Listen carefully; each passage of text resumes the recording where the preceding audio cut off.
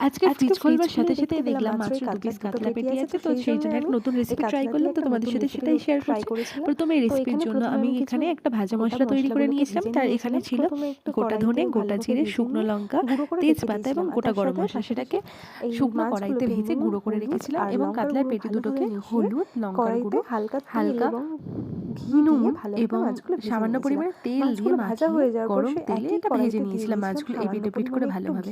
এই একই কড়াইতে সেম তেলে আমি দিয়ে দিয়েছিলাম সামান্য পরিমাণে ঘি, আর দিয়ে দিয়েছিলাম কুচানো পেঁয়াজ। তার পাশাপাশি দিয়ে দিয়েছিলাম 1 চামচ পরিমাণে আদা বাটা, 1 চামচ পরিমাণে রসুন বাটা, হলুদ গুঁড়ো, লঙ্কার গুঁড়ো, ধনে গুঁড়ো, জিরে গুঁড়ো, নুন এবং চিনি, এবং শেষে একটু ফ্রেশ ক্রিম দিয়ে আরও ভালোভাবে মিশিয়ে নিয়েছিলাম। শেষে আবারও সামান্য একটু জল দিয়ে ফুটিয়ে নিয়ে শেষে আবারও একটু ফ্রেশ ক্রিম দিয়ে এবং মাছগুলো দিয়ে তৈরি হয়ে গেছিলো আমার কাতলা বাহারি।